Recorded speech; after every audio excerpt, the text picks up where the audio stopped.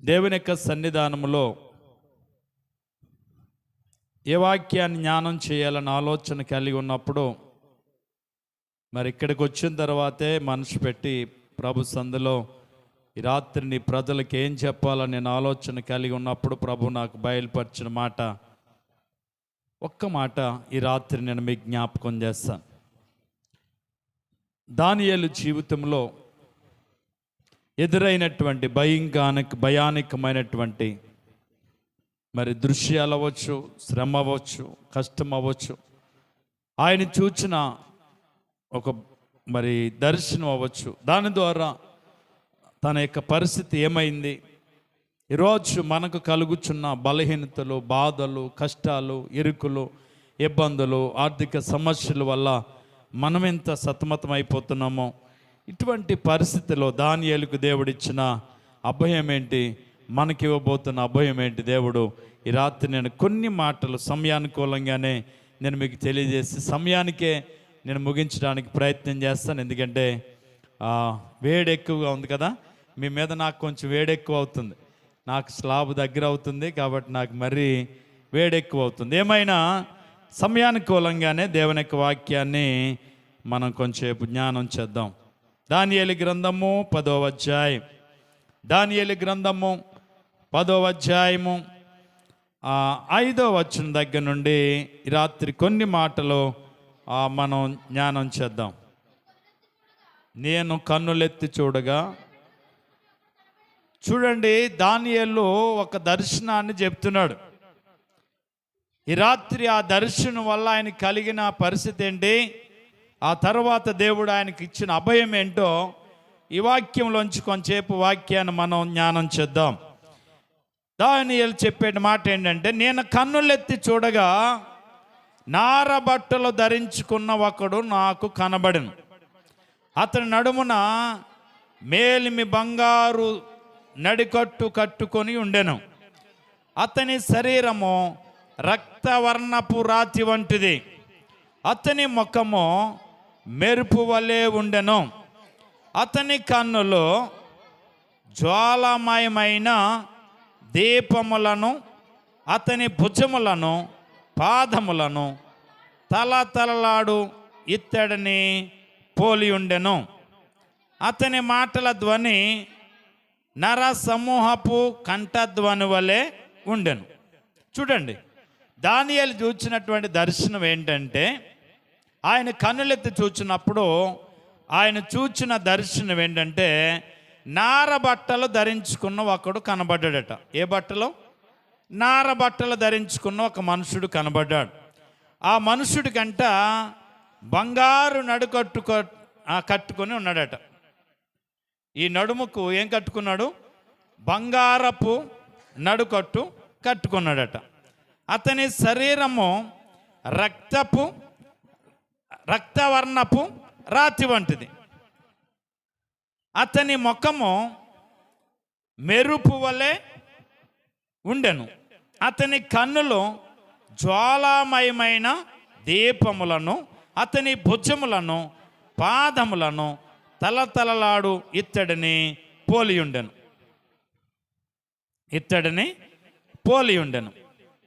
అతని మాటల ధ్వని నరసమూహపు కంఠధ్వని వలె ఉండెను. ఇదండి ఆయన చూసినటువంటి దర్శనం. ఈ దర్శనం ఆయన చూడగానే ఏం కలిగిందంట, ఏమైందంట? దానియేలు నాకు ఈ దర్శనము కలుగగా నాతో కూడానున్న మనుషులు దాన్ని చూడలేదు కానీ మిగుల భయాక్రాంతులై దాక్కొనవలనని పారిపోయారు. నేను ఒంటరినై ఈ గొప్ప దర్శనమును చూచినందున నాలో బలమేమియో లేకపోయాను. నా సొగసు ఏమైంది? వికారమైంది. బలము నాయందు నిలవలేదు. నేను అతని మాటలు అతని మాటలు విని నేలను సాష్టాంగపడి గాఢ నిద్ర పొందిన వాడినైతిని. చూడండి, ఇతను కలిగినటువంటి పరిస్థితి ఏంటి? ఆ దర్శనం చూడగా ఏమైంది ఆయన జీవితంలోనంటే, ఆ దర్శనం చూచినందున మొట్టమొదటిది ఆయనలో బలము తగ్గిపోయిందట. ఒకసారి ఏమైపోయాడు? బలహీనమైపోయాడు. బలము ఆయనలో లేదు. తర్వాత సొగస్సు వికారమైందంట. సొగసు అంటే అప్పుడు వరకు ప్రకాశించేటువంటి అందం కలిగిన ముఖం అవ్వచ్చు, ఒకసారి ముఖం ఏమైపోయింది? వికారంగా మారిపోయిందట. తర్వాత బలము నాయందు ఏమవ్వలేదు, నిలవలేదు. నేను అతని మాటలు వింటిని, అతని మాటలు విని నేను నేలను ఏమైపోను, సాష్టాంగపడి గాఢ నిద్ర పొందిన వాడినైతిని. ఏమైపోయాడు? ఆ దర్శనం చూడగానే బలము కృంగిపోయింది. తన జీవితంలో సంతోషం లేదు. ముఖం ఏమైపోయిందంట? వికారం అయిపోయిందట. బలం ఆయనలో నుంచి వెళ్ళిపోయిందట. ఇంకా మాట్లాడలేని స్థితిలో, అతడు తిరిగి సమాధానం కూడా చెప్పలేని స్థితిలో, అక్కడే ఆయన మాటలు వింటూనే ఏం పొందాడట? గాఢ నిద్రలోకి వెళ్ళిపోయాడట. ఇంక ఏం చేయాలో అర్థం కాని పరిస్థితికి ఆయన వెళ్ళిపోయాడట. ఈ రాత్రి ఒకసారి ఆలోచన చేద్దాం. నా ప్రియ సహోదరి సహోదరులరా, మనకు వినబడ వార్త విని, లేక మనకు తెలిసినటువంటి సంగతులు మనకు తెలపబడిన తర్వాత, లేక మన కష్టం మనకు తెలిసొచ్చిన తర్వాత, లేక మనకు ఏదైనా ఇబ్బంది మనకు ఫలానని తెలిసిన తర్వాత ఒకసారి మన పరిస్థితి ఏమవుతుందో తెలుసా? మనం కూడా ఒక్కసారి ఏమవుతాం? కృంగిపోతూ ఉంటాం. ఈరోజు ఇంటర్ మరి second year exams result first year కూడా వచ్చాయి. మరి పాస్ అయిన వాళ్ళందరూ చాలా సంతోషించారు. 1, 2 ఉండిపోయిన వాళ్ళు ఏం చేస్తారు? చాలా బాధ. వార్త వినగానే వాళ్ళ ముఖం ఏమవుతుంది? వికారం అవుతుంది, మనస్సు బాధ అవుతుంది. నిజమే. దానియేలు ఆ దర్శనము చూడగానే, ఆ దర్శనము ఆ సంగతి గ్రహించగానే ఏమైపోయిందట?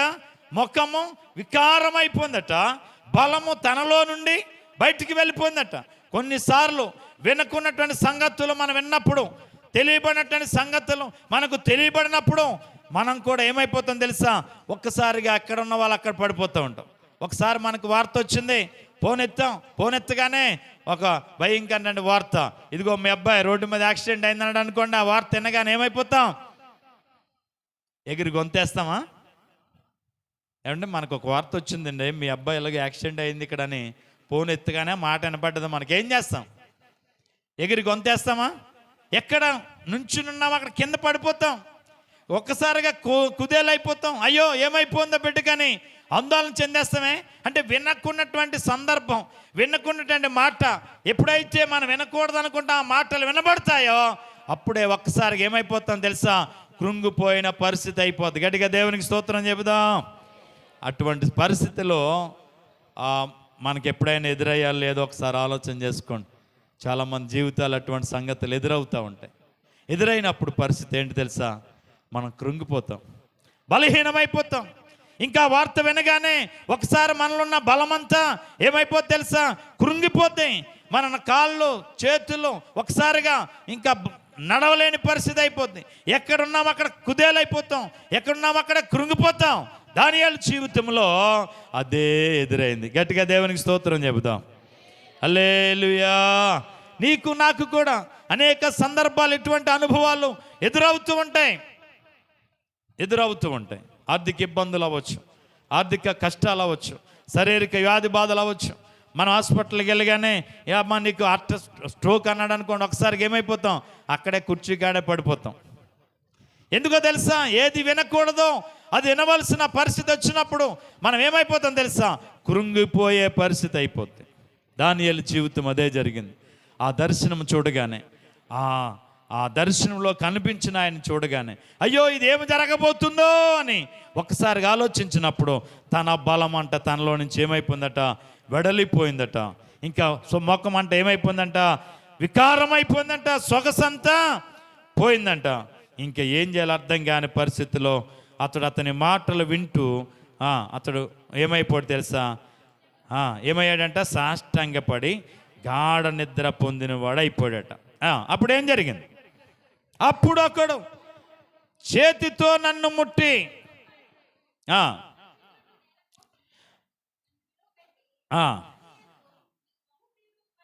చూడండి, అతడు చేతులతో నన్ను ముట్టి నా మోకాళ్ళను అరచేతులను నేల మోపి నన్ను నిలవబెట్టి. గట్టిగా దేవునికి స్తోత్రం చెబుదాం.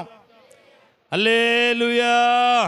నా ప్రియ సహోదరి సహోదరులరా, అసలు నిలబడలేని పరిస్థితుల్లో పడిపోయినప్పుడు, నిలబడలేని స్థితిలో కాళ్ళు నిలబడకుండా, చేతులు పట్టుకోకుండా కృంగిపోయిన సమయంలో అతడు నేలను పడి ఉన్నప్పుడంట ఆయన్ని ఏం చేశారు తెలుసా?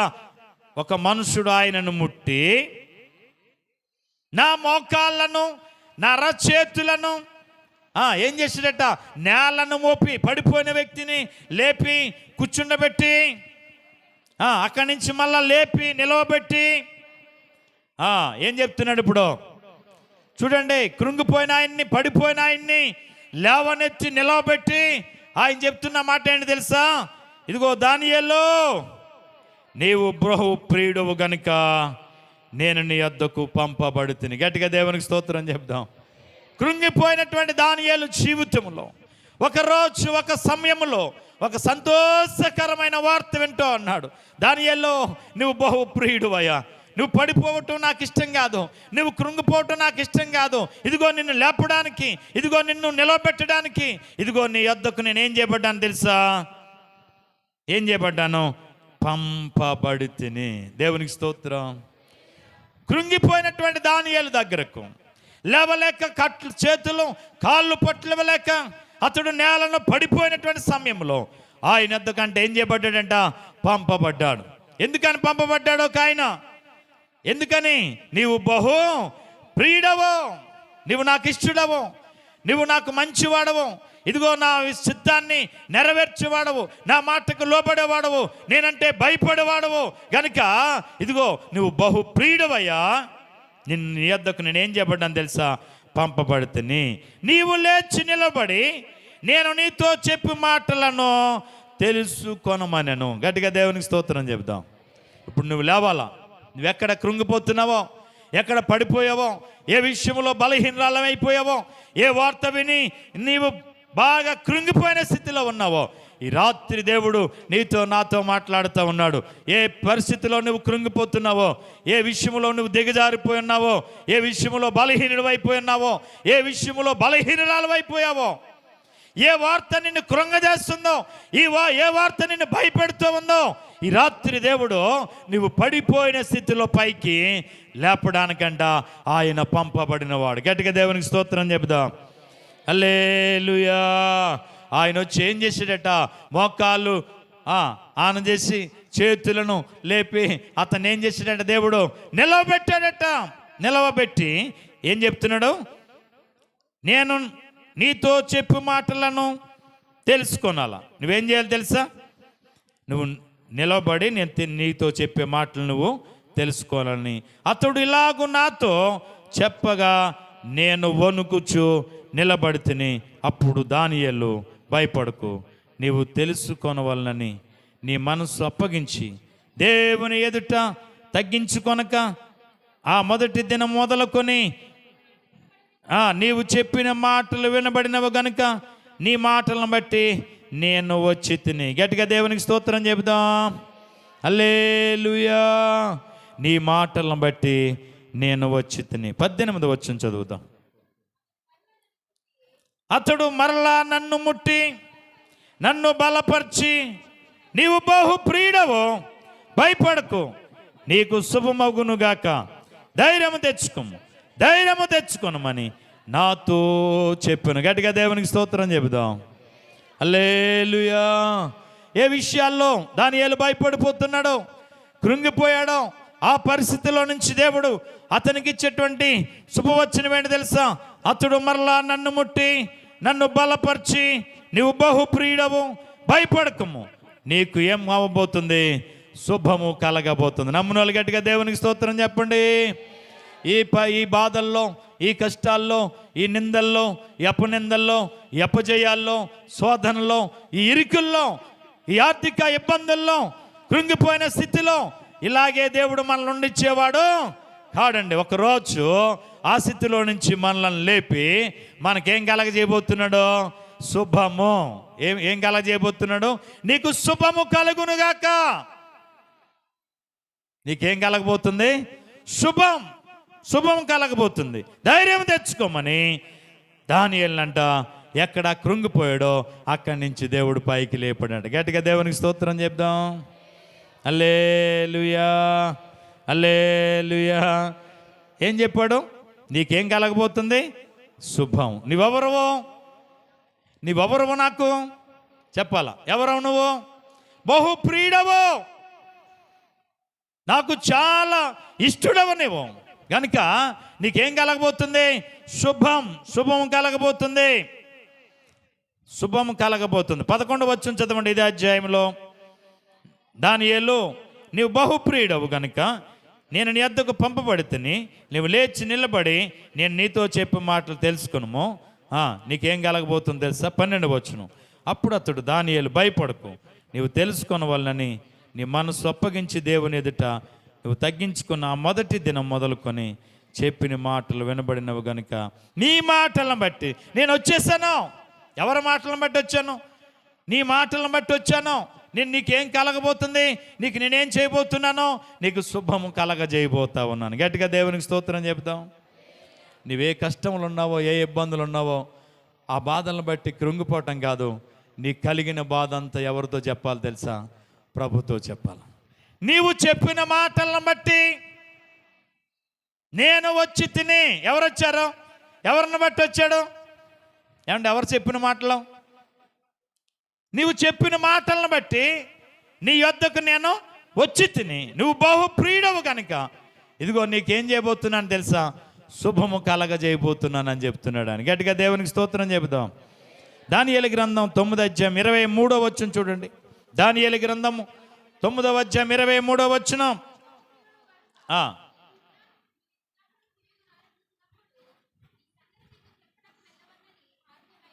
చూడండి ఏం రాయబడ్డది? నీవు బహుప్రియుడవు గనుక నీ విజ్ఞాపన చేయ ఆరంభించినప్పుడు ఈ సంగతి నీకు చెప్పుటకు ఎల్లవలనని ఆజ్ఞ బయలుదేరింది. గట్టిగా దేవునికి స్తోత్రం చెబుదాం. నీవెక్కడ కృంగి, నీవెక్కడ పడి, ఎక్కడ లేవలేని స్థితిలో ఉన్నావో అక్కడే మోకాల్లోని ఆకాశం వైపు చేతులెత్తి దేవుని ఆశ్రయించి నువ్వు ప్రార్థించే బిడ్డవైతే నీకు జరగబోయేది ఏంటి తెలుసా? ఇక్కడ దానియేలుకు చెప్పిన వచనమే మనకు కలగబోతుంది. నువ్వెప్పుడైతే నువ్వు ప్రార్థించడం లేక మొరపెట్టడం, నువ్వు సంగతులన్నీ చెప్పడం మొదలుపెట్టావో ఆ సమయాన్ని నీ దగ్గరకు పంపబడ్డానికి నాకేమైందో తెలుసా? ఆజ్ఞ బయలుదేరింది. అర్జెంటుగా నా బిడ్డ బాధపడుతున్నాడు, కృంగున్నాడు, నా దగ్గర మొరపెడుతున్నాడు, నువ్వు అర్జెంటుగా వెళ్ళని ఎవరికి ఆజ్ఞాపిస్తాడట? చూసారా అక్కడ చెప్తున్న మాట మరొకసారి చదవరా. నీవు బహుప్రియుడవు గనుక నీవు విజ్ఞాపనలు చేయ ఆరంభించినప్పుడే ఈ సంగతి నీకు చెప్పుటకు ఎల్లవలనని ఆజ్ఞ బయలుదేరిన. ఎప్పుడో విజ్ఞాపనలు మొదలుపెట్టినప్పుడే, దేవుని దగ్గర నువ్వు కన్నీళ్లు కార్చి ప్రార్థించడం మొదలుపెట్టినప్పుడే, నీకు కలిగిన బాధ అంతా ఆయనతో చెప్పుకోవటం మొదలుపెట్టినప్పుడే ఆజ్ఞ ఏమైందంట? జారీ అయిందంట. ఏమని? ఈ సంగతులన్నీ అతనికి చెప్పెళ్ళి, ఇదిగో నేను చేయబోతున్నాను, అతనికి శుభవచనాన్ని కలగజేయబోతున్నాను, అతను నాకు ప్రియుడు, ఇదిగో అతన్ని కృంగిపోయిన స్థితి నుంచి లేవనెత్తబోతున్నానని శుభవచనాన్ని చెప్పు అని. ఎక్కడ? ఈయన విజ్ఞాపనలు మొదలుపెట్టినప్పుడే దేవుని దగ్గర నుంచి ఏం జారీ అయిందట? ఆజ్ఞ జ్ఞాని అయిందట. దేవునికి స్తోత్రం. హల్లెలూయా. 91వ కీర్తనలో ఒక మాట ఉంటుందండి. 91వ కీర్తనలో ఒక మాట చూడండి. 10వ వచనమా 11వ వచనం?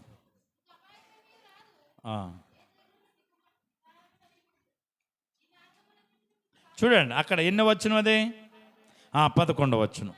నీ మార్గములన్నిటిలో నిన్ను కాపాడుటకు ఆయన నిన్ను గూర్చి ఎవరికి ఆజ్ఞాపిస్తాడు? ఎప్పుడు ఆజ్ఞాపిస్తాడు? మార్గములన్నిటిలో కాపాడుటకు ఆయన నిన్ను గూర్చి తన దూతలకు ఏం చేస్తాడట? ఆజ్ఞాపిస్తాడట. ఎప్పుడు? మార్గంలో వాళ్ళని కాపాడని దూతలకు ఆజ్ఞాపిస్తాడంటే వాళ్ళు వస్తారట. ఎప్పుడు ఆజ్ఞాపిస్తాడు? అర్థం అవ్వలేదా? నువ్వు ఊరు వెళ్ళడానికి బయలుదేరావు, ఒక దేశం వెళ్ళడానికి బయలుదేరావు, ఒక పట్టణానికి వెళ్ళడానికి బయలుదేరావు. నువ్వు ట్రైన్కో, బస్సుకో, ఫ్లైట్కో, ఆటోకో, దేనికో దానికి వెళ్ళడానికి బయలుదేరావు. నువ్వు రెడీ అయిపోయిన తర్వాత ఇంట్లోనికి వెళ్ళి ఏం చేస్తావు? ప్రార్థన చేస్తావు. అందరూ అలా చేస్తారా? నేను అలా చేసుకుంటాను. మరి ఇంట్లోకి వెళ్ళి ఏం చేస్తాం? ప్రార్థన చేసుకుంటాం. ఎందుకని? ఇదిగో ప్రభువా, నేను అమలాపురం వెళ్తున్నాను, లేకపోతే రాజోలు వెళ్తున్నాను, లేకపోతే ఇలాగ అంబాజీపేట వెళ్తున్నాను, లేకపోతే కొత్తపేట వెళ్తున్నాను, లేకపోతే రావులపాలెం వెళ్తున్నాను, రాజమండ్రి వెళ్తున్నాను, లేకపోతే వైజాగ్ వెళ్తున్నాను, హైదరాబాద్ వెళ్తున్నాను. నాకు క్షేమకాలమైన ప్రయాణము దయచే ప్రభు అని ఏం చేస్తాం? ప్రార్థన చేసుకుంటాం. ఓకేనా? అలా ప్రార్థించిన వెంటనే ఇదిగో నా బిడ్డలు పలానా హైదరాబాద్ వెళ్తున్నారట, వారు కూడా మీరిద్దరు వెళ్ళి వాళ్ళకి క్షేమకరమైన ప్రయాణాన్ని కలుగు చేయండి. మార్గములో ఏ తొందర వాళ్ళకి కలగకూడదు, మార్గములో ఏ అపాయం వాళ్ళకి రాకూడదు. మీరు వెళ్ళి వాళ్ళని క్షేమంగా తీసుకురండి అని ఎవరికి ఆజ్ఞ జారీ అవుతుందట? నువ్వు దూతలను రమ్మంటావా? రమ్మనవు. కానీ ఎవరు పంపుతారు నీకు కూడా? నువ్వేం చేసినప్పుడు? ప్రార్థన చేసినప్పుడు. నువ్వు ప్రార్థన చేసి అలా బయటికి రాగానే నీ అరుగు దగ్గరే ఉంటారంటే ఇద్దరు దేవదూతలు, కానీ నీకు కనబడరు. కానీ మళ్ళీ ఇక్కడ ఒక సీక్రెట్ ఏంటి తెలుసా? మనం ప్రార్థన చేసుకుని బయటకు వచ్చిన వెంటనే బ్యాగ్ పట్టుకుని వెళ్ళిపోవాలి. ఎవరు వస్తున్నారో చూడకూడదు. పిల్లనో, మనవన్నో, లేకపోతే భార్యనో, లేకపోతే ఎవరో ఒకరినో ఎదురు మాత్రం ఏమవ్వకూడదు. రమ్మంటే మాత్రం వచ్చిన వాళ్ళు కోపకిచ్చుకుని వెళ్ళిపోతారట. ఆ సంగతి మీరు తెలుసుకోవాలి. వచ్చిన వాళ్ళు ఏం చేస్తారట? కోపకిచ్చుకుని వెళ్ళిపోతారట. అప్పుడు అంటావు వెళ్ళినేల మంచిది కాదు అని. ఏయాల? వెళ్ళినేల మంచిది కాదు. వెళ్ళవలసిన విధంగా నీవు వెళ్ళలేదంతే. నువ్వు చేయవలసిన విధంగా నువ్వు చేయాలి ప్రయాణం. మనకి మార్గంలో కాపాడడానికి ఆల్రెడీ రెడీగా ఎవరున్నారు? బయట దూతలు ఉన్నారు. మళ్ళీ ఎదురు మనకు పని ఏంటి? మనం లోన ప్రార్థన చేసిన దానికి ఏంటి ప్రతిఫలం? ఎదురు చూస్తే ఏమి లేదో తెలుసా? మన ప్రార్థనకు ప్రతిఫలం లేదు, మన ప్రార్థనకు మేలు కనబడదు, మన ప్రార్థనకు జవాబు రాదు. ఏం చూస్తేనో? అందుకని ఎవరు వచ్చినా వెళ్ళిపోవాలి. ఆఖరికి ఆ ఊరిలో దరిద్రాలు వచ్చినా కానీ ఏమైపోవాలా? మన ప్రయాణం కొనసాగించాలి. అది విశ్వాసంతో కూడిన ప్రయాణం. గట్టిగా దేవునికి స్తోత్రం చెప్దాం. హల్లెలూయా. ఎంతమంది వెళ్తారు? వెధవరాలు వస్తే మనకి ఎదురు వచ్చింది, కరెక్ట్గా బయలుదేరాం, వెధవరాలు వస్తుంది మనకి ఎదురు. ఎంతమంది వెళ్తారు చెప్పు? ఎంతమంది వెళ్తారు? ఒక్కరైనా ఇక్కడ ఎంతమంది వెళ్తారు? అందరు వెళ్తారా? నిజమా? ఓకే. అలా ఇంకా కొంతమంది చేతులు ఎత్తట్లేదంటే వాళ్ళు వెళ్ళలేకపోతున్నారేమో. ఎవరు ఎదురొచ్చినా మనం వెళ్ళిపోవాలి. ఎందుకో తెలుసా? మన ప్రయాణం ఎవరికి చెప్పుకున్నాం? ఎవరికి చెప్పాం? దేవునికి చెప్పాం. మన కష్టం నష్టం వచ్చిన ప్రయాణాల్లో ఏది జరగవలసిన ఎవరు వాళ్ళు జరగాల? దేవుడే జరిగిస్తాడు. మనం వెళ్ళే ప్రయాణం సమయం కాదు, ముహూర్తం కాదు, ఎదురు అసలే కాదు. ఎవరు ఆజ్ఞాపిస్తారు? మనం ప్రార్థించిన వెంటనే దేవుడు తన దూతలకు ఏం చేస్తాడట? ఆజ్ఞాపిస్తాడట. వాళ్ళు ఏం చేస్తారు? మనకి క్షేమకరమైన ప్రయాణాన్ని మనకు అనుగ్రహిస్తారట. గట్టిగా దేవునికి స్తోత్రం చెబుదాం. హల్లెలూయా. క్షేమకరమైన ప్రయాణం. దానియేలు ప్రార్థన చేయటం ప్రారంభించగానే ఏం జారీ అయిందట? ఈ విషయాలన్నీ అతనితో చెప్పు అని ఆజ్ఞ జ్ఞాని జారీ అయిందని అక్కడ భక్తుడు తెలియజేస్తూ ఉన్నాడు. నీకు నాకు ఎక్కడి నుంచి రావాలా ఆజ్ఞ? నీకు నాకు శుభవచనం ఎక్కడి నుంచి రావాలా? ఈ మనుషుల నోటంట, ఒకరి నోటంట శుభవచనం వస్తే ఇంకొకరి నోటంట శాపవచనం వస్తుంది. ఒక చోట శుభవచనం పలుకుతారు, ఒక చోట అదే నోటుతో శాపవచనాలు పలుకుతారు ఎన్నోరు. కానీ దేవుని దగ్గర నుంచి వచ్చే శుభవచనం మనకు శుభం కలగబోతుంది. గట్టిగా దేవునికి స్తోత్రం చెబుదాం. హల్లెలూయా, హల్లెలూయా. కృంగిపోయినటువంటి దానియేలును వచ్చినటువంటి మనుషుడు ఏం చేస్తున్నాడు తెలుసా? బలపరుస్తున్నాడు. ఏం చేస్తున్నాడు? బలపరుస్తున్నాడు. నువ్వు ధైర్యం తెచ్చుకోవయ్యా, నువ్వెందుకు భయపడుతున్నావు, ఇదిగో నీకు శుభం కలగబోతుంది అని ఆయన ఏం చేశాడంట? బలపరచాడట. యెషయా గ్రంథం 35 అధ్యాయం 3-4 వచనాలు చదువుదాం. యెషయా గ్రంథం 35 అధ్యాయము 3-4 వచనాలు త్వరగా. సడలన చేతులను బలపరచుడి, తొట్టిల్లిన మోకాలను దృఢపరచుడి.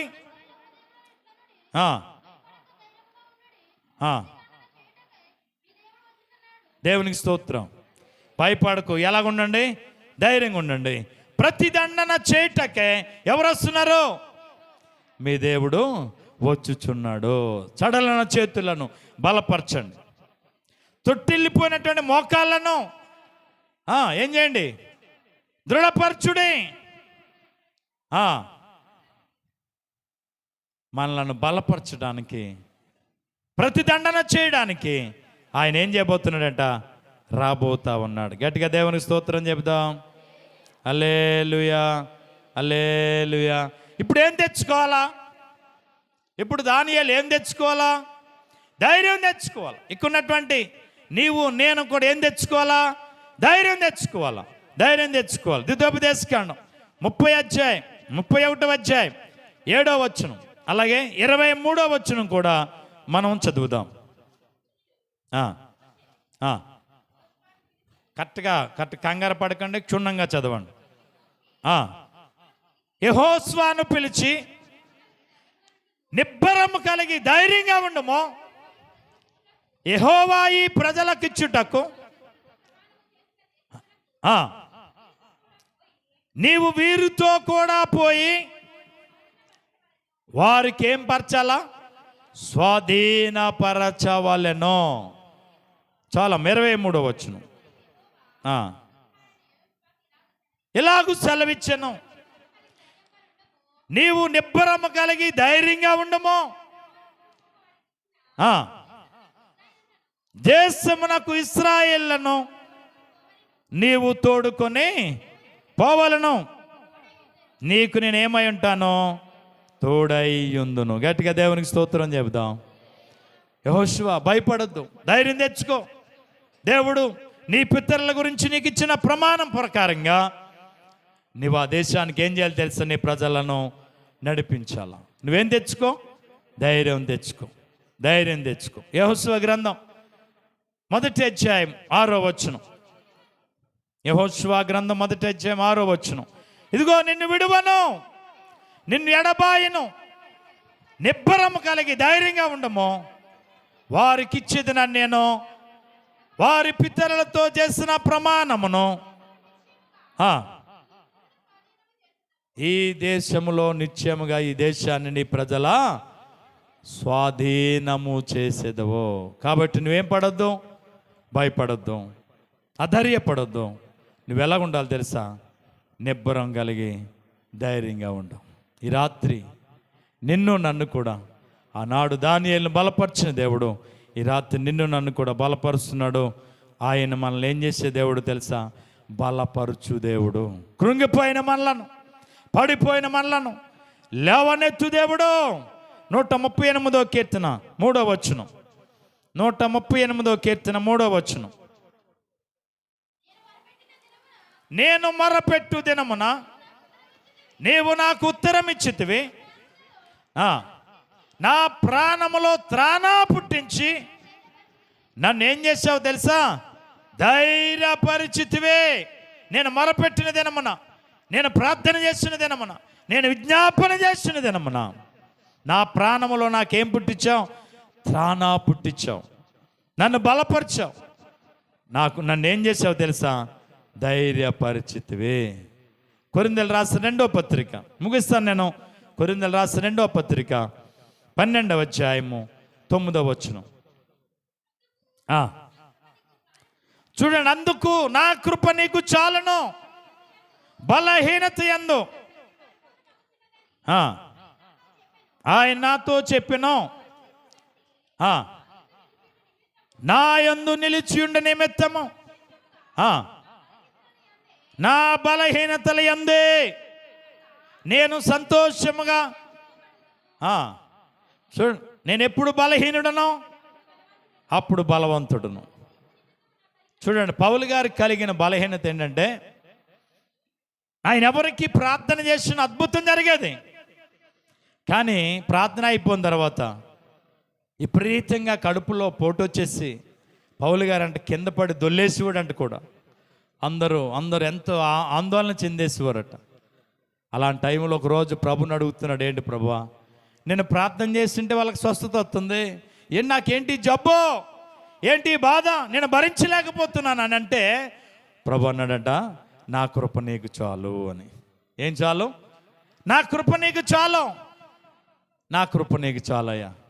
ఆ బలహీన సమయంలోనే ఆ మాట వినగానే మళ్ళీ ఏం చేసేవాడట, సంతోషించేవాడట. నేను ఎప్పుడు బలహీనుడను అప్పుడు ఏమైపోయింది తెలుసా, దేవుని కొరకు బలవంతుడునయ్యానని చెప్తున్నాడు. గట్టిగా దేవునికి స్తోత్రం చెబుదాం. హల్లెలూయా. ఈ రాత్రి నా ప్రియ సహోదరి సహోదరులారా, నేను ముగిస్తున్నాను వాక్యం.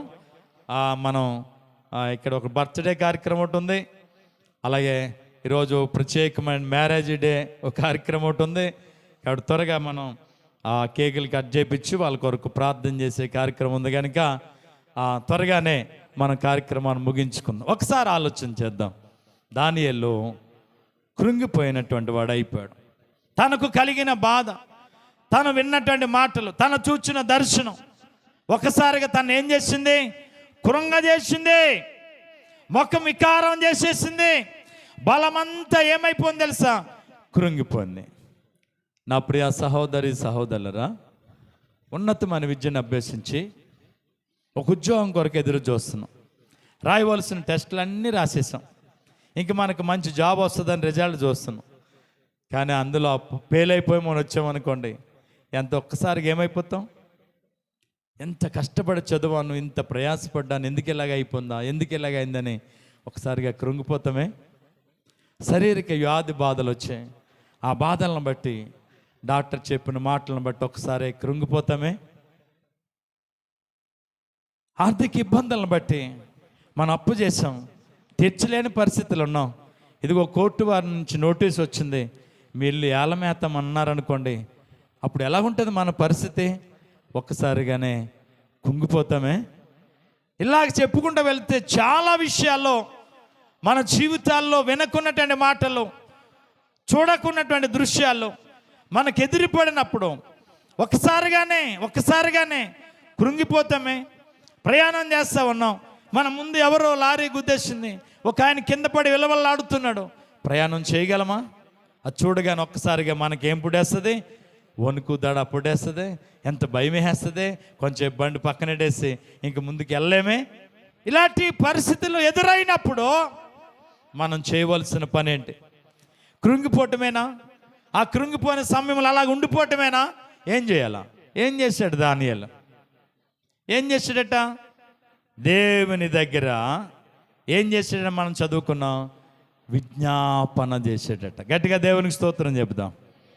ఏ కష్టం వచ్చినా, ఏది జరగవలసి వచ్చినా మన మేలుకే జరుగుతుంది. ఒక శోధన మనకి రాబోతుందంటే కొన్నిసార్లు సాతాను వల్ల వస్తుంది, కొన్నిసార్లు దేవుడు మనల్ని పరిశోధించడానికి వస్తుంది శోధన, కొన్నిసార్లు దేవుని దగ్గర పర్మిషన్ తెచ్చుకుని మరీ సాతాను మనల్ని శోధిస్తాడు. రోజు వస్తాడు కానీ అవకాశం దేవుడు వాడికి ఇవ్వడు. కానీ ఎక్కడికి వెళ్తాడు? డైరెక్ట్గా దేవుని దగ్గరికి వెళ్ళి ఏం తెచ్చుకుంటాడు? మనల్ని శోధించడానికి పర్మిషన్ తెచ్చుకుంటాడు. అయినను మనం నమ్మిన దేవుడు మనల్ని ఏం పన్నవాడు తెలుసా? సిగ్గు పన్నీడు, మనల్ని నిడువాడు, మనల్ని ఎడబాయాడు. కానీ మనం చేయవలసిన పని ఒకటే, మనం దేవునికి ఏం చేయాలట?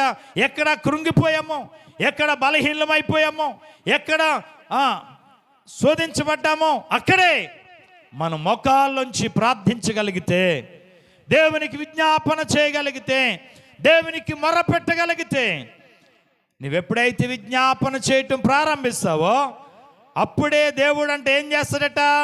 ఆజ్ఞాపిస్తాడట. ఆ తర్వాత మనకు వచ్చేది ఏంటి తెలుసా? శుభవచనం. గట్టిగా దేవునికి స్తోత్రం చెబుదాం. హల్లెలూయా. ఏ వచ్చును వినబడదానికి? ఇదిగో చూడండి 12వ వచనం, 18వ వచనం చదువుదాం మళ్ళా. అతడు మళ్ళా నన్ను ముట్టి నన్ను బలపరిచి, నువ్వు బహుప్రియుడవు గనుక భయపడకము, నీకు శుభము కలుగును గాక, ధైర్యం తెచ్చుకొనుమని నాతో చెప్పను. అతడు నాతో ఎట్లనగా, నేను ధైర్యం తెచ్చుకుని నీవు నన్ను ధైర్యపరిచితివు గనుక నా ఏలును వాడవైన నీవు ఆజ్ఞమ్మని చెప్పి తిని. దేవునికి స్తోత్రం. ప్రభా, నువ్వు నన్ను ధైర్యపరచావు. ఎవరు ధైర్యపరచాలా? మనల్ని దేవుడు ధైర్యపరచాలి. ఈ రాత్రి నీకు ధైర్యం ఇచ్చేవాడు దేవుడు. నువ్వు ఎక్కడ కృంగిపోయి అక్కడి నుంచి నేను లేపడానికి ఇష్టపడుతున్న దేవుడు. నువ్వు అదారిపడద్దు, దిగులు పడద్దు, చింతపడద్దు. నీకేం కలగబోతుంది తెలుసా? శుభమే కలగబోతుంది. గట్టిగా దేవునికి స్తోత్రం చెబుదాం. నీకు దీవెనే కలగబోతుంది, నీకు మేలే కలగబోతుంది. నీకు ఎదురైన ప్రతి శోధన నుంచి నీకు విడుదలై రాత్రి కలగబోతుంది. గట్టిగా దేవునికి స్తోత్రం చెబుదాం. మనం పిలిచిన దేవుడు నమ్మదగినడు, వాళ్ళు విడిచిపెట్టేవాడు కాదు. అందుకని ఏ కష్టం వచ్చినా, నష్టం వచ్చినా, వ్యాధి వచ్చినా, బాధలు వచ్చినా మనం కృంగిపోవద్దాం. కొన్నిసార్లు మనల్ని దేవుడు శోధించడానికి. అబ్రహాం కుమారుడు అంటే ఇస్సాకును నిజంగా దేవుడు బలి కోరడానికే అబ్రహామును బలి ఇమ్మన్నాడా?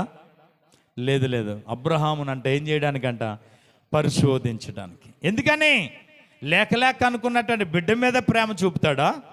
నిత్యము నాతో సహవాసం కలిగి ఉన్నాడు కనుక నా యందు ప్రేమ కలిగి ఉంటాడా? నా మాటకు విధేయుడై ఉంటాడా? చూద్దాం అనుకున్నాడంటే దేవుడు. అబ్రహాము దగ్గర ఎవరు ఓడిపోయారు? అయ్యో బాబా, ఏంటి అలా చూస్తున్నారేంటి?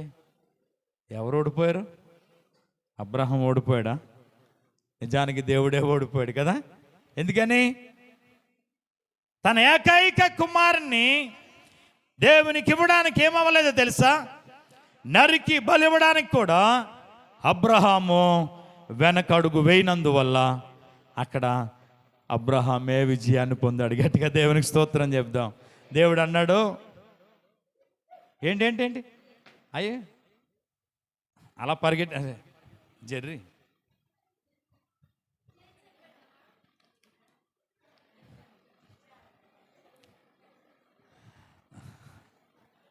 మీరు కూర్చోండి. దానికి ఎంత ఉంది కదా, పర్లేదు, కూర్చోండి.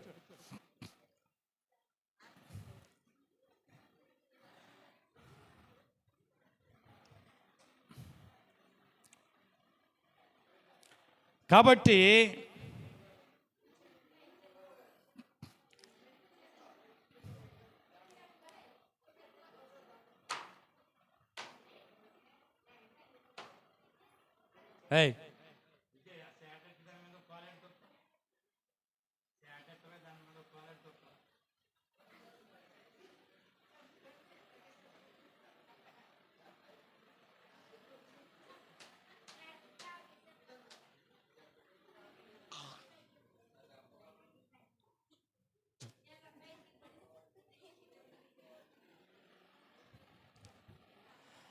దేవునికి మహిమ కలుగునుగాక.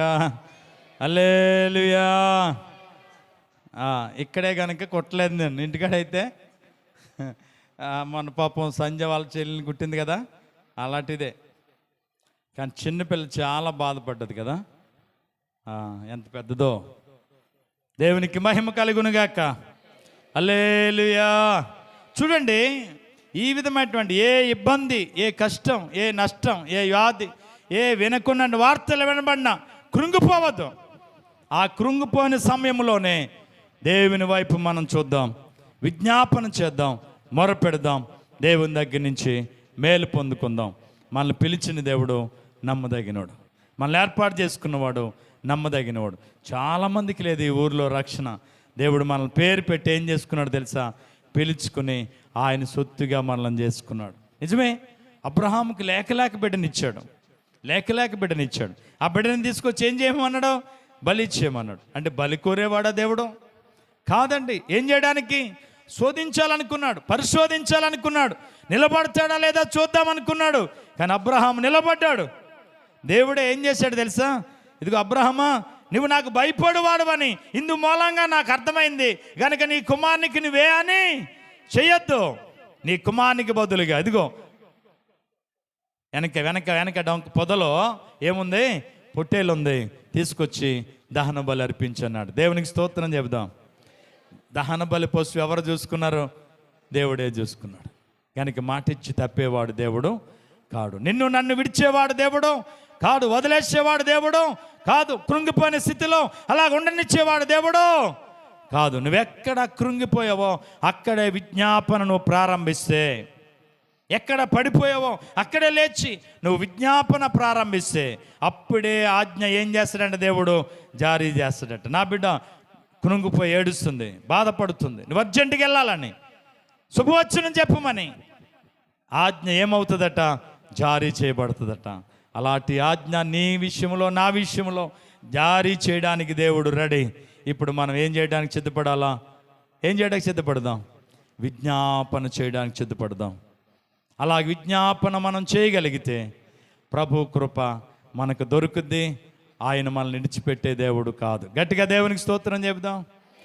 గట్టిగా దేవునికి స్తోత్రం చెబుదాం. హల్లెలూయా. ఆయన నమ్మదగిన దేవుడు. ఆయన మనల్ని విడిచిపెట్టేవాడు కాదు. దానియేలుని విడిచిపెట్టలేదు. కృంగిపోయినటువంటి దానియేలుకు ఏ వచనం చెప్పాడు? శుభం, నీకు శుభం కలగబోతుంది, నువ్వు బహుప్రియుడు, ధైర్యం తెచ్చుకో, బలపడు, నువ్వు కృంగిపోవద్దు అని చెప్పి దేవుని దగ్గర నుంచి వర్తమానం వచ్చింది. ఈ రాత్రి నిన్ను నన్ను దేవుడు కోరేది అదే. నిన్ను నన్ను దేవుడు బలపరచడానికి ఇష్టపడుతున్నాడు. కృంగిపోయిన నిన్ను నన్ను బలపరచడానికి ఇష్టపడుతున్నాడు. ఆయన సన్నిధిలో ఈ రాత్రి ఈ మాటలు విన్నా నీవు ఏ స్థితిలో కృంగిపోతున్నావు, ఏది నిన్ను కృంగజేస్తుందో, ఏది నిన్ను బలహీనపరుస్తుందో ఆ స్థితిలో మనం పైకి లేద్దాం. దేవునికి ఇష్టలుగా మనం సిద్ధపడదాం.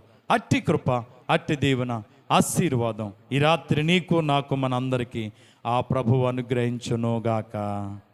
ఆమేన్. అందరికీ వందనాలు. దేవుడు మిమ్మల్ని అందరిని దీవించుగాక.